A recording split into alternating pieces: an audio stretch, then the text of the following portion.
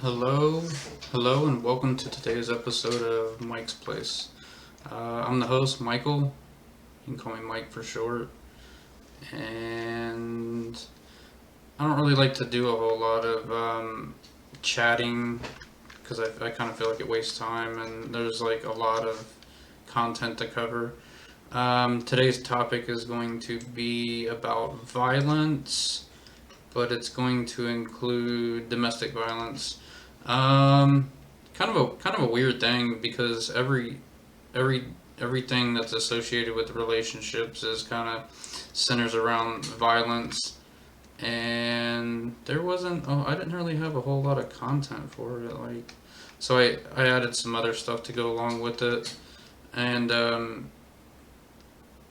I kind of made like a template to work with, so I'll probably come back and remake all of this stuff with the template, so that way the subtopics are included with the main topic, which is, I mean, I cover it when I talk, but I didn't add them in until like just a few days ago. So domestic violence and violence. Violence as a noun is physical force used to injure. I guess that'd be physical violence. Force used to injure, so that you would refer to that as violence. Two is intensity, severity as the violence of a storm, and that's just referring to still it being a noun as a thing, talking about it being the thing of another thing, the thing of the storm. Desecration, to destroy, violence, yeah, that's a pretty good way of putting it. You just destroy everything. Number four is a great force of feeling, passion, etc. Violence. I guess you could refer to some of these as that. It doesn't really make sense to call passion violence unless there's actual one of these other three going on in it. So now we have violent as an adjective.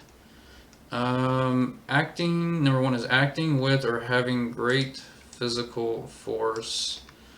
So, as an adjective, you would apply that to refer to a subject or a noun. So it would be acting with or having great physical force, which that would be like the violent storm. Instead of using it as the violence of a storm, we would just call it a violent storm. And then it's being used as an adjective for violent storm. So acting with or having great physical force, violent, like a violent storm, violent person, a violent animal, you could describe anything with it. Number two, caused by violence, the act of being violent, caused by violence.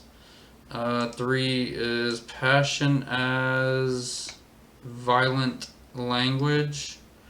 Yeah, just passionate as. I'm not sure what they mean by passionate as, but like referring to violent language is just a way of modifying language using violent. Passionate as. Maybe they mean that being passionate about something, you might seem like you're radical or extreme about it, and you might seem violent even though you're just happy, and like that's how you respond. Or it could be that you get violent about it. Number four, intense as a violent storm, and they basically just used it as violent storm, or in something that's intense that you could tack the word violent onto. Um, an intense violent hurricane could be anything like some phenomenon in the water or anything. Verb transitive domesticate. So this is not for violent. I added in definitions for domesticate because like it's not a hard word to understand, but a lot of people just don't really know what the word means. So domesticate is one, to accustom to home life. Um, that would be the act of domesticating. So if you domesticate something, you accustom it to home life and living around other things similar to itself. Number two says to tame for man's use, domesticate, as in like I guess animals or maybe plants or something like that. Domesticate as an adjective is of the home or family. So domestic is of the home or family. Number two says of or made in one's country. Domestic in that sense, it just means like at home or in the area around you is your that's like your domestication, your domestic area. In this sense, it would be of or made. I guess they're referring to like a product, domestic product that's made locally in your area. Number three is tame, said of animals, and that's the. Uh, I guess you would be using that in the sense of like domestic animal, like a domestic dog or a domestic cat. Um, and it just means that it's tame. The animal's been accustomed to home or family life or being around humans or something like that. Number four says home loving, domestic. Yeah, so I guess as you leave the um, wild animal traits and become more at home and family like, you're more home loving. You're a domestic, you're more of a domestic creature, I guess you would say. So domestic violence is physical and or psychological spouse partner abuse, child abuse and or neglect, sexual abuse, economic abuse and elder abuse occurring within a family or home. Right, and this is just regular violence would be these things that are outside of the home, so it wouldn't be family related or um, I think if you just share common areas, it can be considered domestic in some situations, like with your maybe your roommate. Maybe you have a roommate that's like the same sex as you, and you get into a fight, and they consider it to be domestic because you've been living together for a long time. Even though like you're not a relationship or you're not related, they still consider this as domestic because maybe it happened at the home, or like you and your friend have lived together long enough that they consider it like family or something like that. Violence and any maltreatment or harmful behavior committed to establish power and control over another person.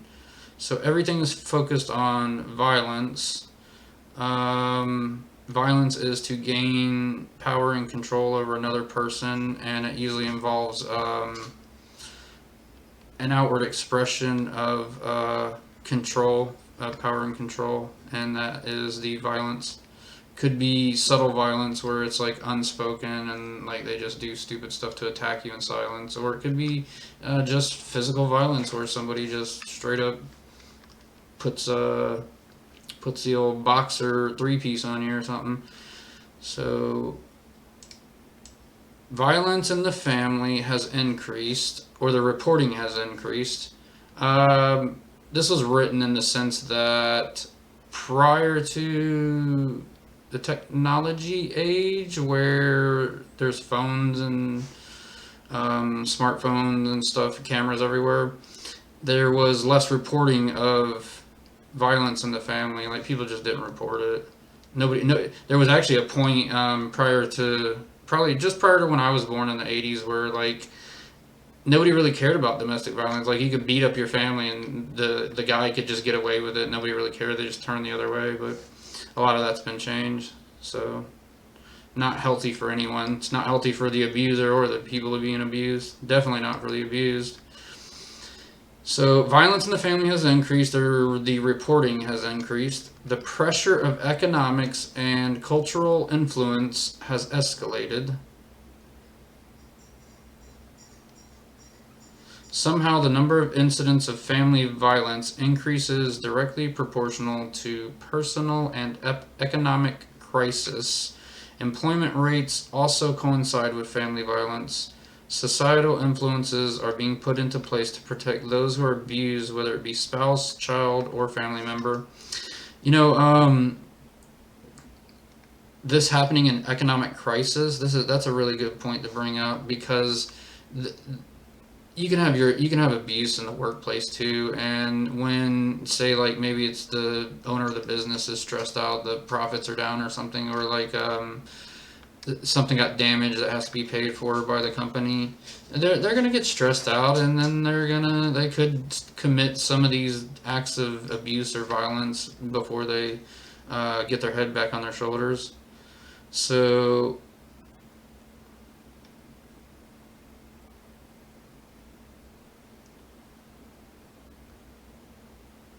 employment rates also coincide with family violence. You could probably definitely connect this people losing their jobs with going home and beating up their family or going and shooting up the workplace. I mean, that happens all the time. So definite connection there. Domestic violence is family violence and comes in the form of abuse, which some I'll just keep reading on. Some types of abuse include physical abuse, sexual abuse, emotional, psychological abuse, and economic abuse. Substance abuse by parents can lead to neglect and abuse of children. Also, see abuse for more information. And abuse was the prior topic to violence, so I already went through a lot of the different forms of abuse. Um, So they're saying domestic violence is family violence, so because domestic means family. So it's family violence that comes in the form of abuse. Um, the abuse usually starts out as something other than physical hitting. So there's usually some name calling or some one person pushing the other around, pinching them, slapping them. There's a lot of objectifying the person before the actual physical abuse begins. So we're not going to review abuse because we just did that in the last episode. Domestic violence or violence occurs when one person seeks to control another in some way. So that's also power and control. And when we did power and control, I did make a comment about how it does lead to violence. It can lead to violence, and it's very easy that it can lead to violence because one person is already trying to gain control over the other person, overpower them, and they're probably already manipulating them. So domestic violence and violence occurs when one person seeks to control another in some way.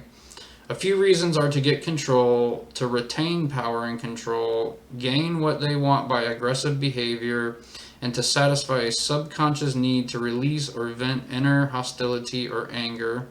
It may also be done to repeat what we know by reacting to a past event that brings up an inordinate amount of anger. Reasons to get control. So these would be reasons why you're abusing. Some people don't even know why they're doing it. So a lot of times it's just to get control. This would be like the parent that hits the kid. They're hitting the kid to keep control of the kid because they don't want the kid to say anything back to them or to try to defend themselves or something like that.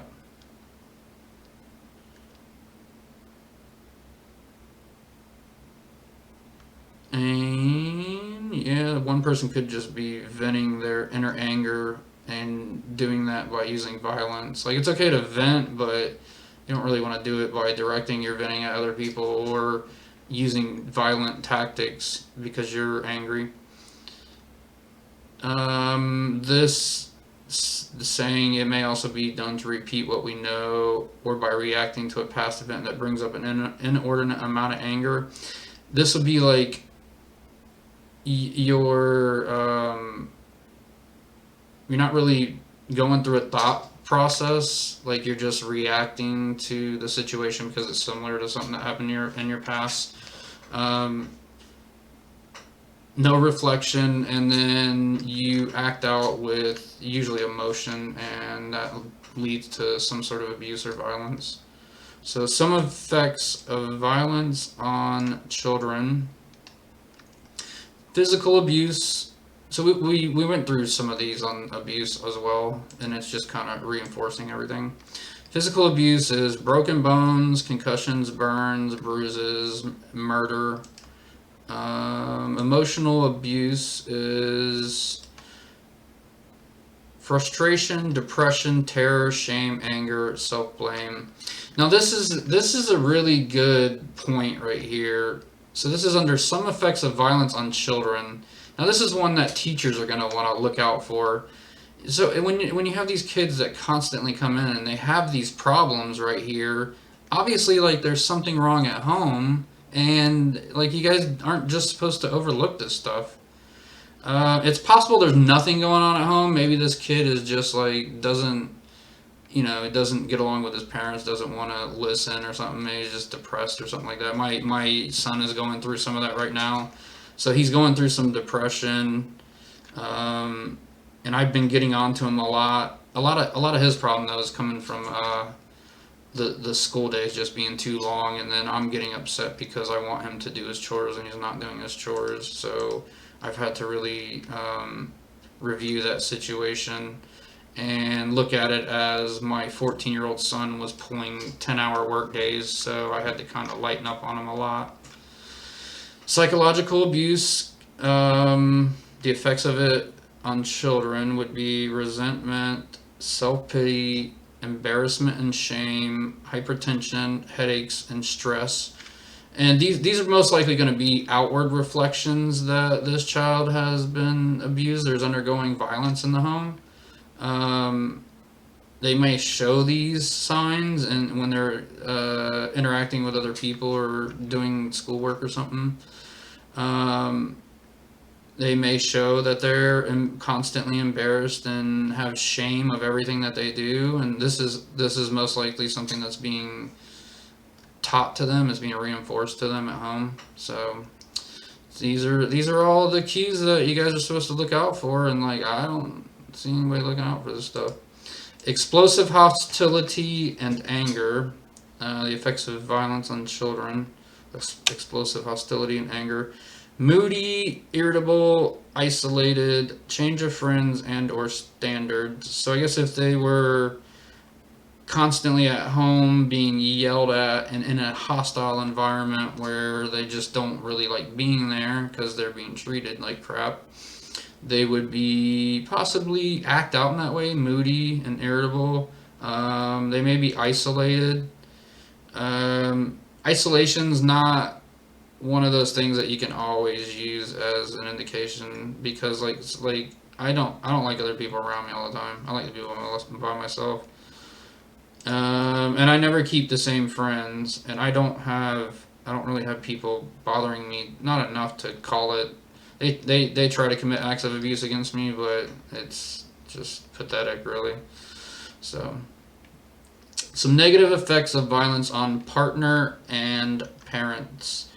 So, these would be signs that you would see in the partner or the parents.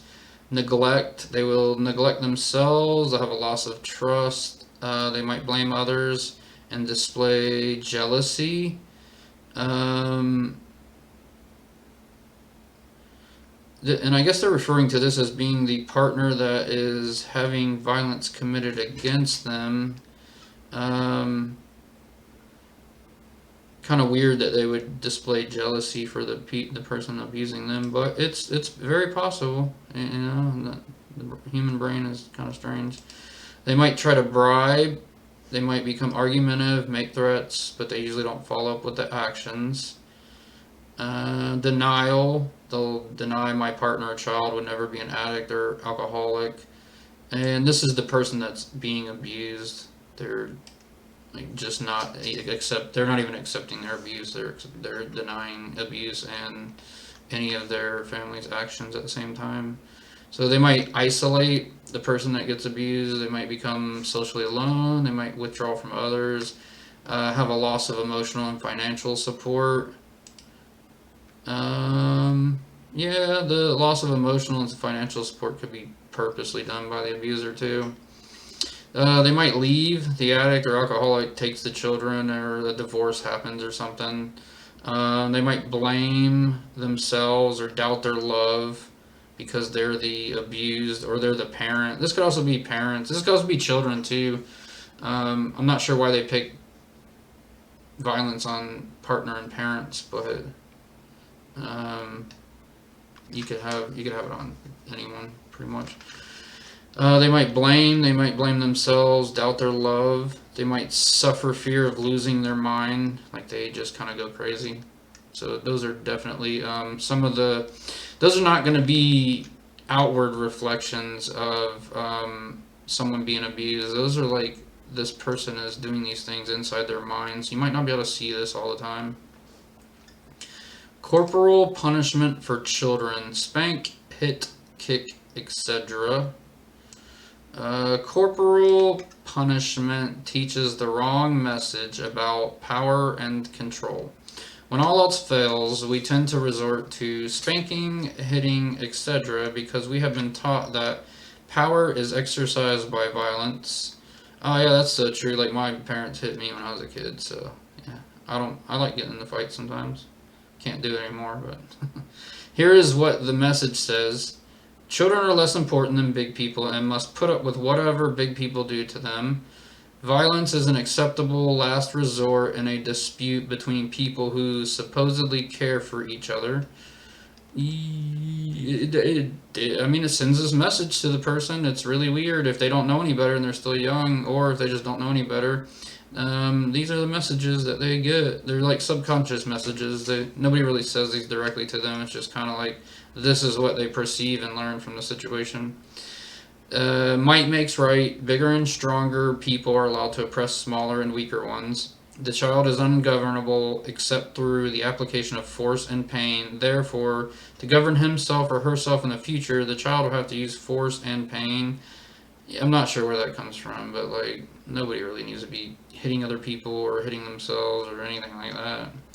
So I don't think anybody needs to be is so ungovernable that they need to be hit. That doesn't really sound normal.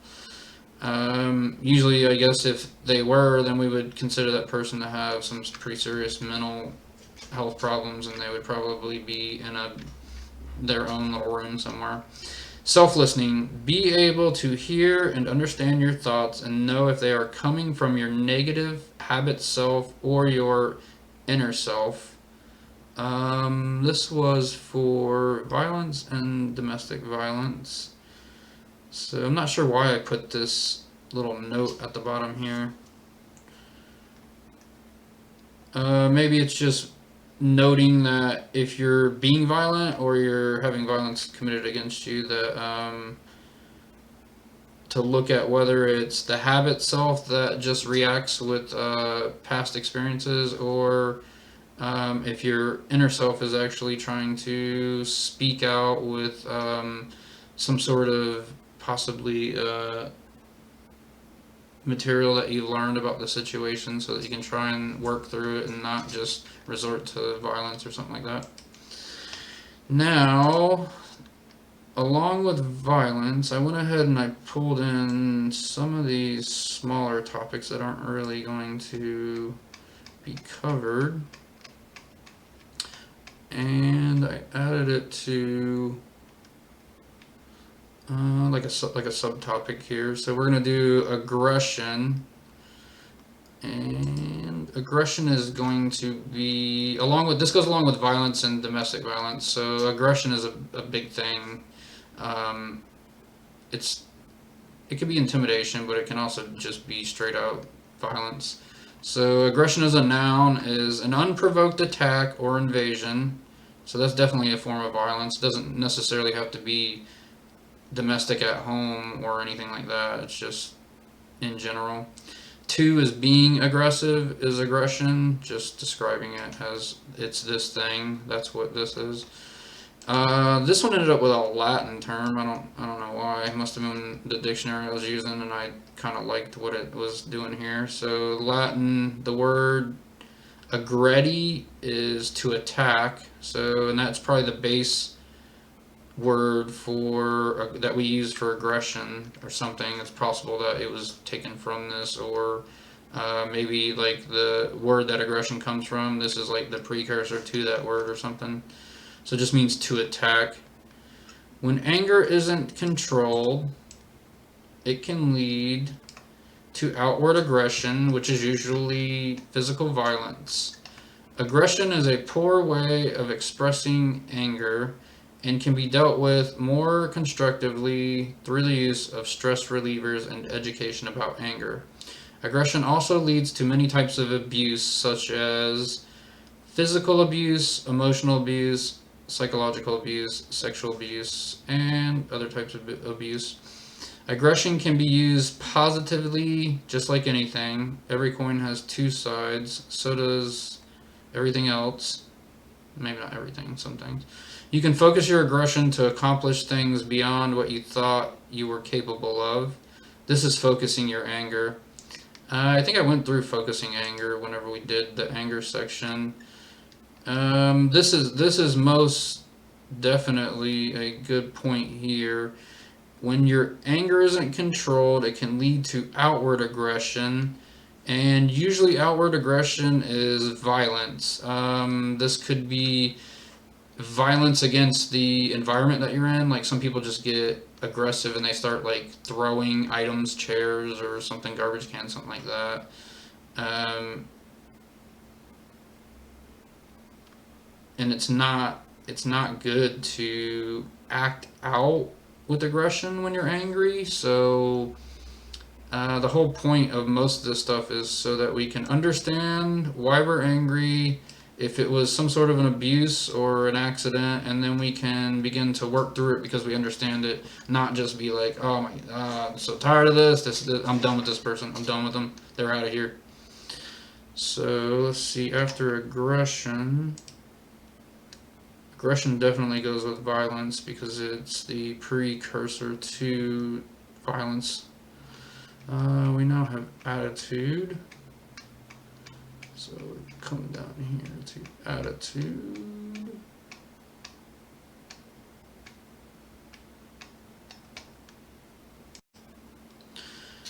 Under attitude, we have noun, a bodily posture showing mood, etc. So they're just referring to it as body posture that can show your mood, shows your attitude. Not always, but sometimes, like if you're not really focused on your body posture or what you're doing, it could show your mood or your attitude. A manner, number 2 says, a manner showing one's disposition. Your attitude towards something, I guess that would be like whether you like it or dislike it or just don't have any feelings towards it. That would be your disposition. So maybe your position on the way you perceive the item or the object is your attitude. Um, Disposition might mean that like you don't like it, so like maybe it's more towards negative, like for something, attitude, dislike. I'm not sure. You can use this both ways, but it usually refers more to the negative, I think. Number 4 is a mental position or feeling with regard to a fact or state. So your attitude is your feeling or regard to something, which is just basically your body posture or your manner. This is your mental take, like so, like in your mind, you're forming an opinion and a viewpoint on this thing. Number 5 is the position of something in relation to something else, an attitude. Funny way to use the word, but yeah, you could have like this car's attitude in relation to the background is kind of, it's a little on the maybe angry side, or it could be on the sporty side or something like that. That would be its attitude. Number 6, a negative or hostile state of mind. And again, it's just stressing on the negative part. A cocky or arrogant manner, attitude. And yeah, usually like whenever you come across a person that has just a negative, they're being negative or hostile, you're like, man, this person's attitude is just crappy. So our attitude determines our outcome. We can see a situation from many views. we can see a negative aspect or a positive one. The more positive our attitude, the further we can go in life. We can have an outflowing of our positive attitude that can influence others to do great things or achieve great things. It can also help us to achieve great things. The more we are around negative people, the more negative we will become. The more we are around positive people, the more positive we will become. And that's pretty much true. Like, other people do kind of create this atmosphere that influences people around them. So if you're always around people that either think negative, or they're always like, I can't do that. It's just it's too much for me, and they're like naysayers, or you can't do that, or something like that. So you'll probably have a negative attitude on life as well. As far as attitude related to violence, I think I moved it, so I'm going to move attitude out of this section. But you could have a dislike. I'm going to go into humanizing and dehumanizing. So your attitude could be like you dislike something, and then it helps you to objectify a person, like you make them to an object so that you can abuse them. So attitude is definitely a big part of something. It's like a precursor that leads up to violence, abuse and violence. I would say abuse and then violence. So after attitude, we have emotions. I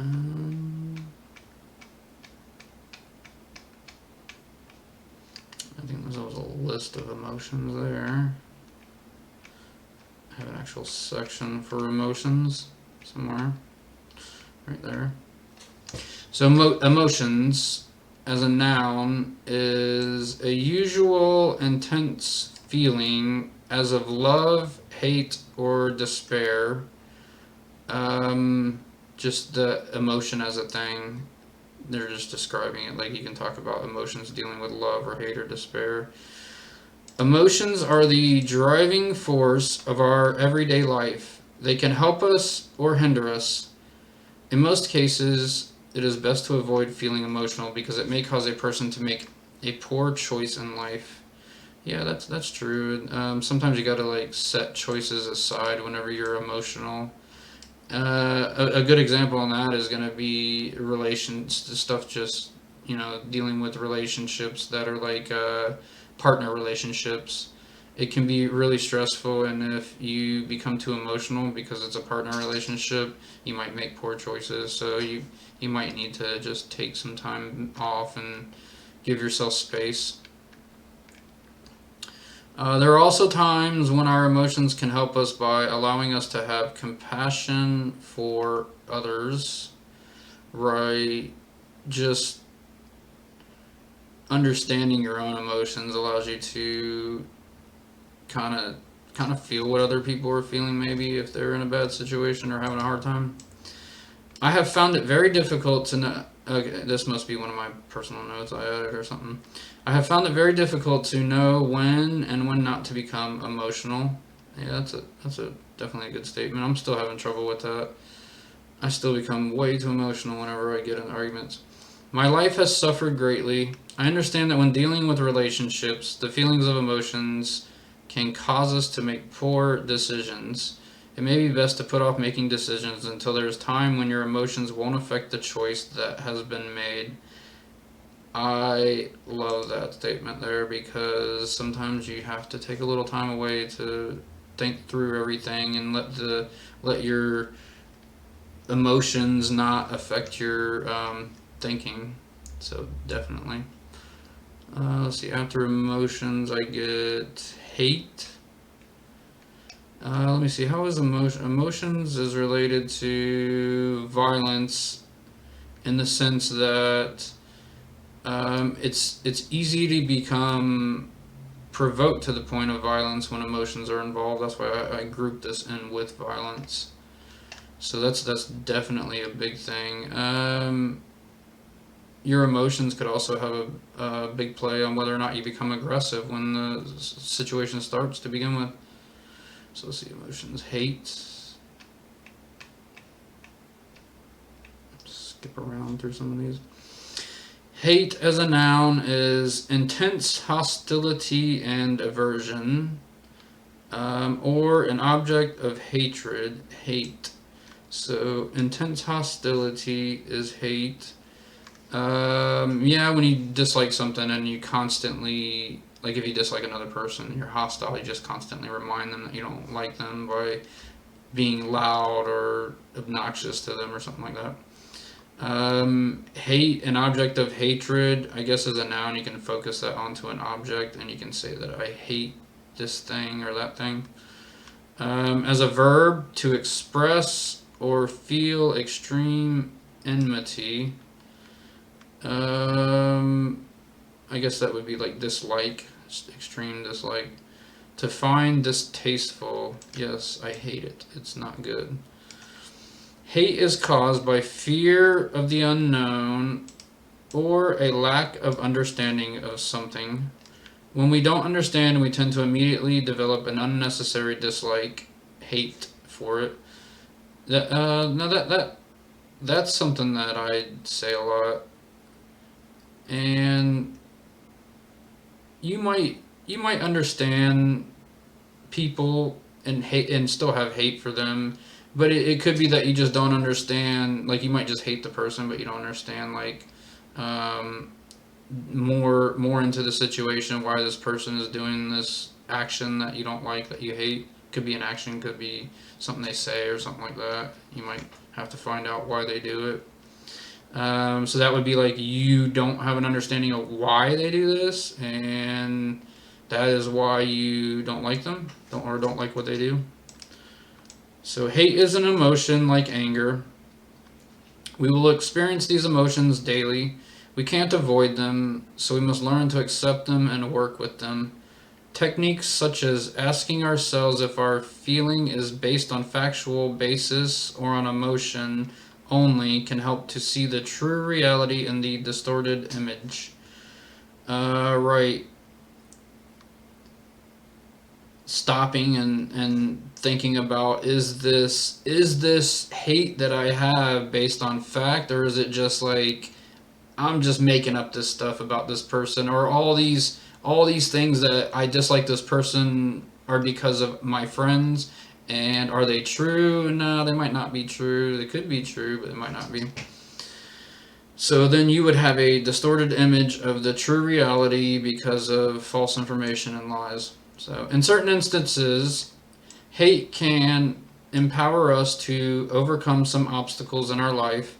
I now hate cigarettes and don't smoke anymore because of it. That was definitely a good way to focus hate. And after hate, we are going to do hostility.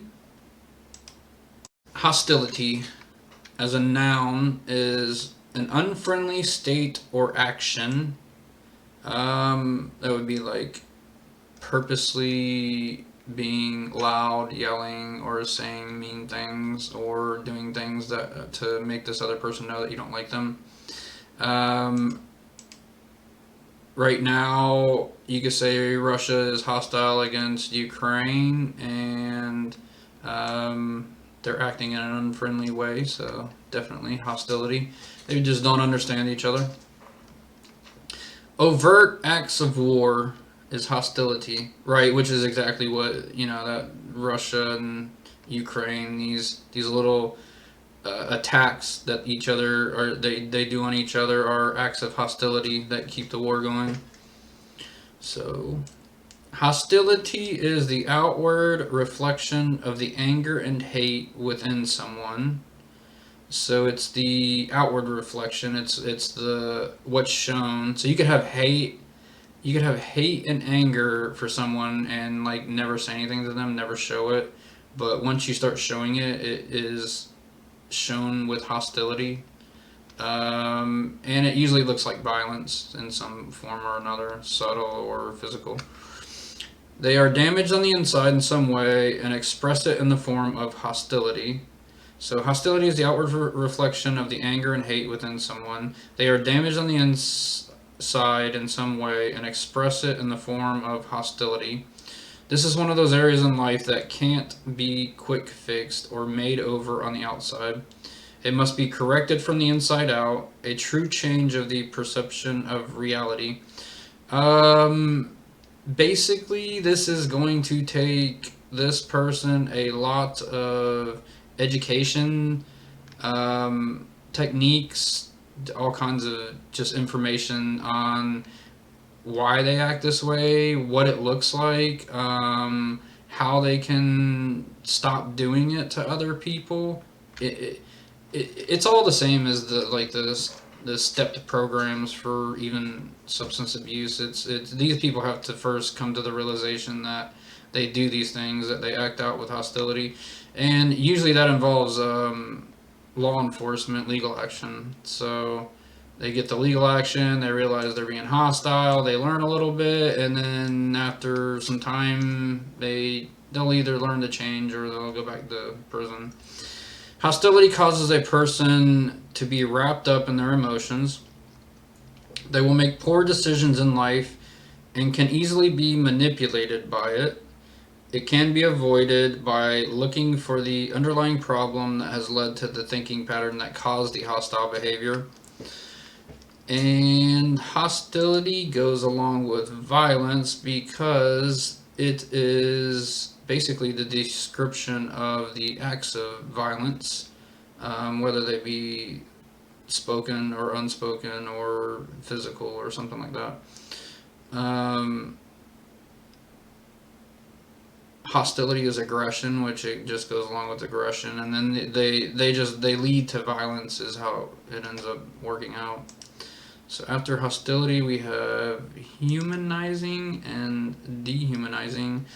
And this is a big part of abuse and violence, especially abuse. The abuse leads to the violence. So humanizing is communicating to another person's inner self from your own in order to diffuse a tense situation where habit self seems to be in charge. So this is actually supposed to be humanizing slash dehumanizing. So when you humanize, you communicate to another person's inner self. You speak to the human part of themselves, and you do that by not using the habit self, not being reactive, and making sure that you're going to use comments that help to ensure that this other person knows you're communicating calmly and not being rude. You don't call them names for sure because that begins dehumanizing. So humanizing is as a verb is to make or become human or humane. It can be applied to many different things. You could humanize something like maybe a machine where it walks and talks like a human. So you humanize it by giving it a name and treating it like another person. Dehumanizing is when you purposely turn another person into an object so that you can justify your abuse. Objectifying the person, turning them into an object, maybe calling them a dirty foot or a worthless whore or something like that. Like this person's no longer a human to you. You've dehumanized them into being an object that you can abuse, and then you can use this dehumanizing technique to influence others to abuse this person too. So humanizing is the ability to look at other living creatures and perceive that they feel and think and can hurt like yourself, that they are human, so you make them human. Only after realizing this reality are we able to use our inner self to appeal to another's inner self. Once we see ourselves as human and we see others as human and not as less than us, then we can appeal to them when we have conversations to them because we won't be criticizing them, demeaning them, or abusing or dehumanizing them in any way or any of that stuff. So if we see someone as less than human, then we are apt to dehumanize them and treat them poorly. A few good examples are the treatment of the Jews by Nazi Germany and the Stanford prison experiment. Definitely good examples. Both of those examples have two groups. You have one group that is under the power and control of another group, and the group that's given power and control, um, they abuse the power and control, and it usually comes in the form of beginning as dehumanizing. You're a worthless piece of crap. You're nobody cares about you. Um, I'm gonna beat you like a stepchild or something like that. Like they're not. They're referring to this person as everything but who or what they are, which they are a human with a name.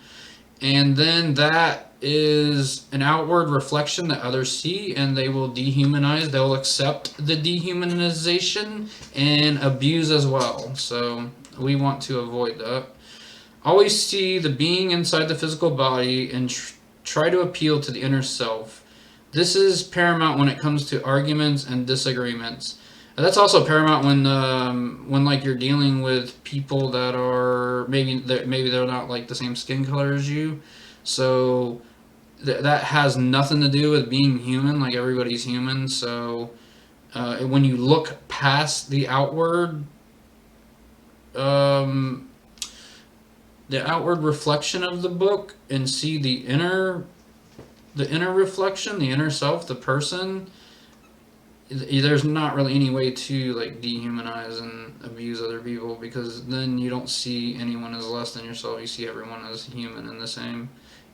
Maybe not, well, not exactly the same, but human.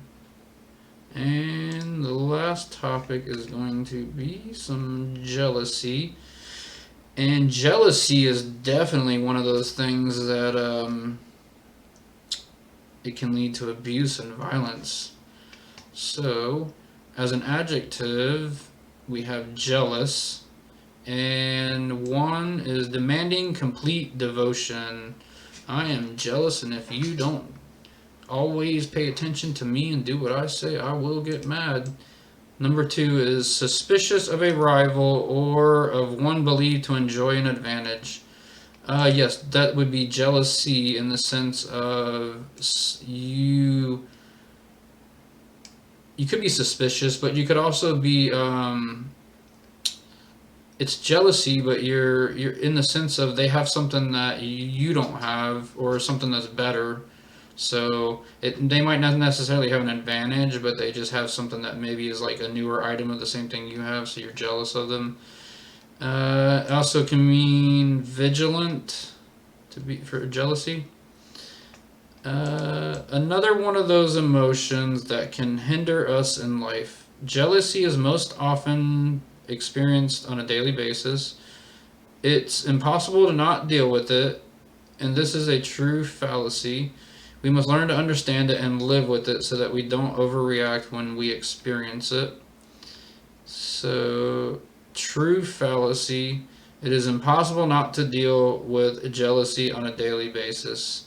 And that's true, because it doesn't just apply to like your partner or things that other people have. I mean, you can have jealousy can pop up in a lot of different things. It might not be extreme jealousy, but it's still a form of jealousy. Like maybe you bought something and you ended up with like the prior model, and the new model came out like as soon as you bought this thing, and you're kind of jealous of everyone that got the newer version, and you ended up with something old. And so, I mean, jealousy can pop up in a lot of things. And it's impossible not to deal with it, which is why it's good to start recognizing jealousy at an early age so that you can control it, because it's a terrible thing. Like it will make you hurt people and hurt yourself and do terrible things and all kinds of stuff. So in most cases, jealousy is a bad thing, but it can be used to achieve greater things. Learn to live with the emotions of everyday life and learn to overcome the false perception of reality that we produce. Our perception of reality and life will determine how we will feel and respond to life's challenges. Right, so we can not be so jealous. by learning how to live with the emotions that we come across doing different tasks in our day. Um, if you have a false perception of reality, that could cause you to be jealous too. So that would be another thing that you would want to work on. Realize, understand it, realize, and then work on it. And our perception of reality and life will determine how we will feel and respond to life's challenges. That is definitely a positive statement there.